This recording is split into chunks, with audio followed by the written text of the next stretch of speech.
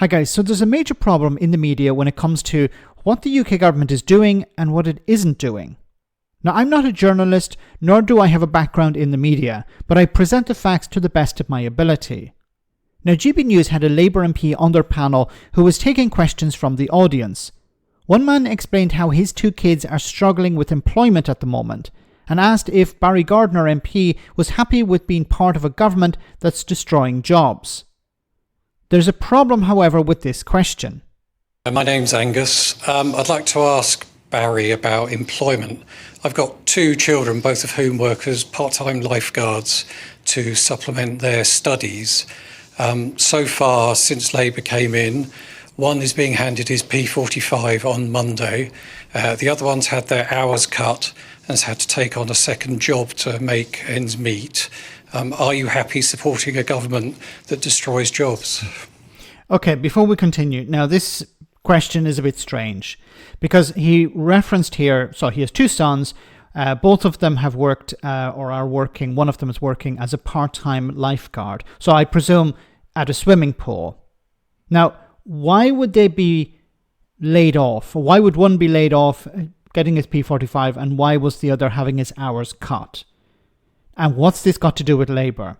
Because the automatic thing people would jump to would be, well, it's the national insurance contribution. So national insurance has gone up. So this means that, well, the swimming pool or whoever's employing them is laying off one of them because of national insurance and the other because, well, they can't afford it and they're just cutting his hours. But the problem with that is that not all companies end up having to pay national insurance. For example, small businesses, if they employ 4 people on the national living wage, then they won't have to pay national insurance. It's also for businesses with with a national insurance bill of less than £100,000 a year. So if it's a small company, it's probably exempt. If it's a company that doesn't have a huge national insurance bill, then it's probably exempt. So I don't know if this is Labour's fault. I'm not saying that it's not Labour's fault. I'm not saying this is anything to do with national insurance. We don't have enough information here.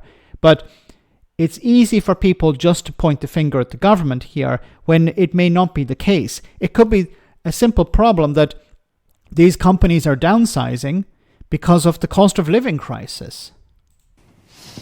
Yeah. Angus, I'm really sorry to hear about your son's situation. If you look at what happened today, Pache, what Michael said, growth this year has dropped by a half. But actually the forecast is that next year it rises to 1.7% and beyond that to 1.8 and so on. And that's an increase in what was projected last year at the budget. And it's because of that they're saying that there is going to be growth in the economy because we've actually introduced all the plans for building, house building and getting jobs into the economy. So you're right, it hasn't been seen yet, it hasn't fed through yet, and that's exactly what today's OBR was all about.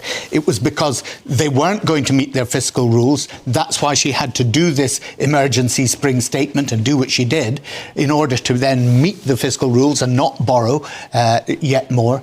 But I hope that the moves that she's made are going to create the jobs in the economy, and that's what the forecasts say is going to happen, and why we get growth in the later 4 years of that 5-year period.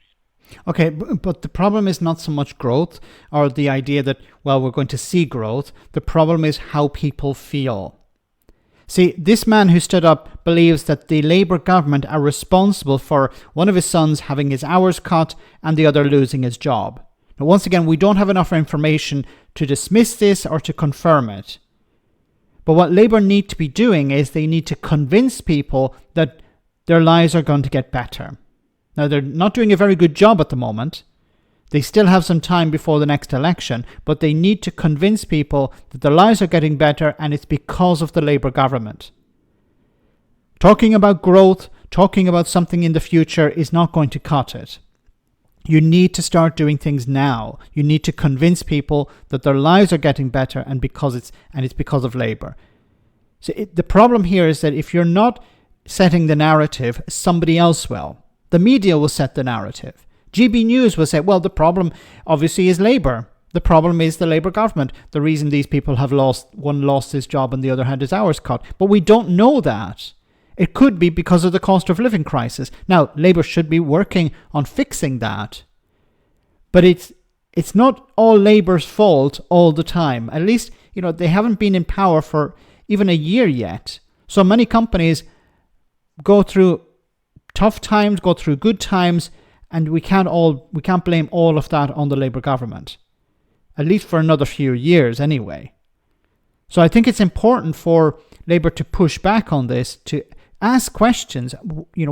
What were the circumstances? Was the swimming pool or whatever closing down? Why was it closing down? How many staff do they have? Because this may not be related to national insurance.